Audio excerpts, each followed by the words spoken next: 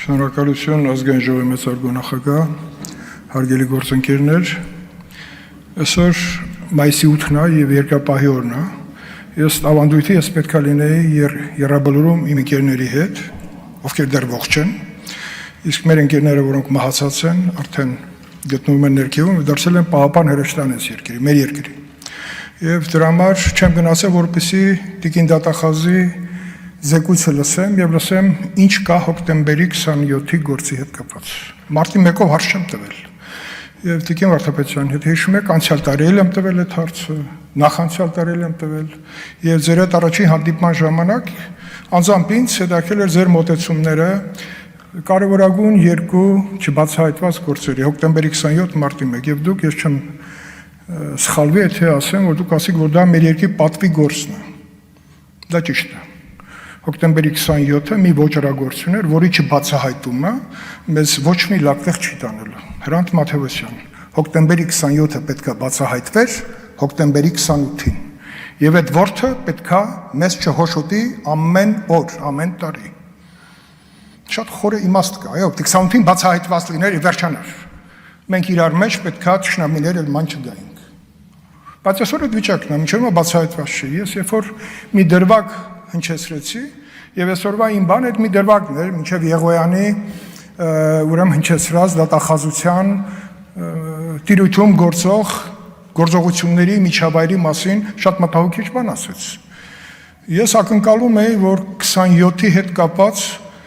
դուք պետքա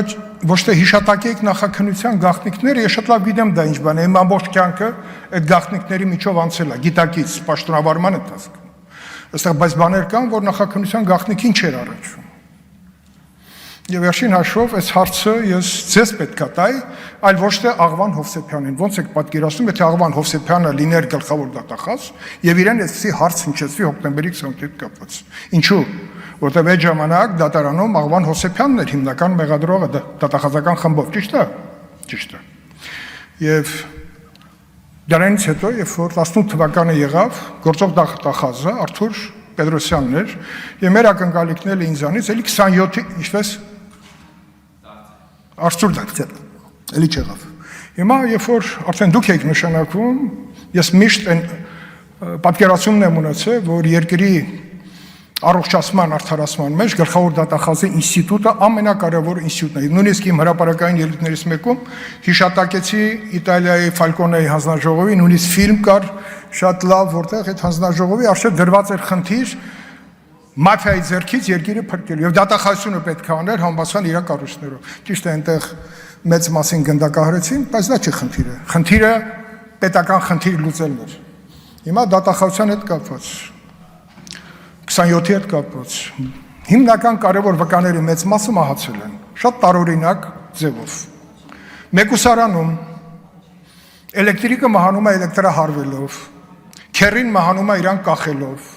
Էդի Գրիգորյանը այդպես էլ այնց շատ լավ միջավայրում շարունակում է ծմադ մնալ մեկուսարանում։ Ինչ է կարծում Տիկին Դատախազ, եթե մեծ ուժեր չլինեին այս ամենի հետևում, այսպիսի տարօրինակ մահացության դեպքեր կլինեն, Մովսիսյանը ավտովթարից։ 12 թվականին, երբ որ ես Միացյալ Նահանգներում էի Տիգրան Պասկևիչյանի հետ եւ Հայաստանի կորսված գաղտնի մարտի 1-ի հետ կապված, պատահաբար ես տեսնում եմ Տիգրան Նազարյանին սրճարանում։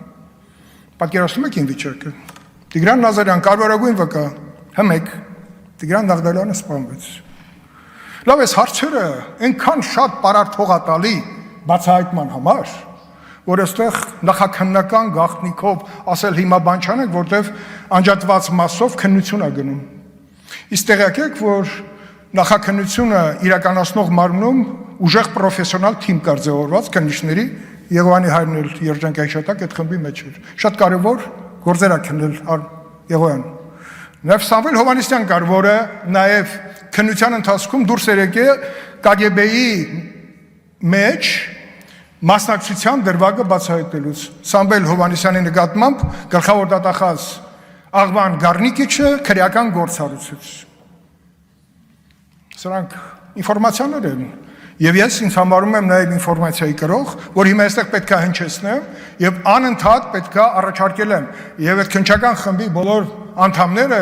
շատ կարևոր խորհրդատուներ պետք է լինեին այսօրվա անջատված մասի գործը հաջողությամբ ավարտելու համար։ Օրինակ ես չգիտեմ, Սամվել Հովհաննիսյանի մասին ձեզ ասել եմ, կանչել եք այդ մարդու գիտելիքներից սկսած հիշողությունը, թե ինչի համար իրան մեկուսացրեցին։ Գիտեք, որ մեկուսանում ստի դետեկտորի հետ կապված Ալիկ Հարությունյանին հոգեմետ դեղ է ընտրվել, ով էր տվել։ Ալիկ Հարությունյանը ես այսօր հնչեցրեցի Փարիզում է, ոնց։ Ուրա Սամվել Ուզունյանը, ոնց։ Հաջողությամբ փակել են Հայաստանի սահմանը։ Դե գնացեք գտեք։ Գտնելու համար մեր երկիրը ունի այսօր բոլոր հնարավորությունները որպես պետություն։ Վերջում նոր կառույցներ ենք ստեղծել, արտաքին հետախուզություն, օպերատիվ կառույցներ, արտաքին հակահետախուզություն հիմա կստեղծվի։ Սրանք կառույցներ են, որ պետության եւ մեր ժողովրդի հիշողության մեջ մնացած կարևոր գործերը օր առաջ բացահայտեն։ Հոկտեմբերի 27-ը պետք է բացահայտված լիներ հոկտեմբերի 28-ին։ Այսօր 25 թվականն է, մայիսի 8, Երկրապահի օր։ Չեմ գնացել, ինչ պետք է ասել, ես Վազգեն Սարգսյանի գերեզմանի նստելուց, խունկ վառելուց։ Էմոցիոնալ բան եմ ասում, բայց դա իրականում գոյություն ունի շատ շատերի հիշողության մեջ։ Ուր ուզում եք մտեք, ասում են 27-ը դատավարությունը արագացված, նույն դատախազության գլխավոր դատախազը ոնց թույլ տվեց, որ Ուզունյանը հիմնական վկաներին ասի չէ, արագ վերջացնում ենք։ Բա հիմա դատախազությունը անընդհատ բողոքարկում է, կալանք, շատ լավ։ Բա այն ժամանակ քիչ էին բողոքարկում այդ նույն process-ի արագացման դեմ։ Խնդիր կա չով էր հրահանգավորել, վերջին հաշվով կար երկրի նախագահ Ռոբերտ Քոչարյան, արագացված process։ Ուզունյանը ոնց հարստացավ անմիջապես, ինչի հաշվին 27-ի արագացված դատավարության։ Շատ վկաներ չեն լսվել, հանվել են։ Ուզում եմ ասեմ, 27-ը պետք է բացահայտվի, ինչպես նաև մարտի 1-ը, որը դատավարության այսպես մանիպուլատիվ ձգձգման շնորհիվ մի անգամ գնաց փակուղի, հիմա կարող է նորից գնա փակուղի։ Էլի նույն պերսոնաժի հետ գործ ունենք։ Չոր ձեռք են բերվել ապացույցներ այն ժամանակ Նայիրի Հունանյանը, որ հետո երբ որ Հայաստանում փոխվեց Ռոբերտ Քոչարյանը նորից եկավ իշխանության Անգլիայի թագուհու կարգավիճակից, երբ որ Արամ Սարգսյանին հրաժարականը ստորագրեց, դրանից առաջ պաշտպանության նախարարին ապօրինի զրկելով պաշտոնից, որովհետև պաշտոնը առանց վարչապետի համոզություն չէր կարող լինել, բայց հերթականություն այդպես եղավ եւ սկսվեց արդեն դատավարության process-ը։ Իմիջիալոց ես ասեմ, 2000 թվականի փետրվար ամսին Հայկական ժամանակ թերթում մի հատ հրաշալի վերլուծություն կար Արմենակ Միքայելյան հեղինակի կողմից։ Չեմ հիշում, ձեզ ասել եմ, որ այդ հոդվածը մի հատ նայեք։ Լրջագույն վերլուծություն հոկտեմբերի 27-ի հետ կապված։ Պողոս Պողոսյանը, Նայիրի Հունանյանի մայրիկի ընկերը, փողատվե որ ավտոմատ առն, մահացավ, սա մահացնում են, բայց այսօր շատ կարևոր վկաներ կան, որ Հայաստանում չեն։ Ինչ են կանում, որ վկաներ այստեղ լինեն։ Հա, կարելի ասել նախաքննության գաղտնիքի տենելով, չենք ասում մարմիններ ինչ են եղել, բայց մի դրվագ էլ հիշեցնում, տիկին դատախազ։ Նայիրի Հունանյանը, երբ որ հայտարարեց արդեն Ռոբերտ Քոչարյանի նորից իշխանություն գալուց հետո, որ ճնշումների միջոցով է իրենից ցուցմունքներ վերցվել, Փահլավունի փաստաբանի ներկայությամբ հարց է տրվել։ Այն ինչ որ վերցվել է ճնշումների միջոցով, դրանք արժանահավատ էին թե ոչ, ասեց այո։ Կարդացեք, բոլոր հատորները ձեր մոտ են։ Ինչ է դա նշանակում։ Նարի Բադալյան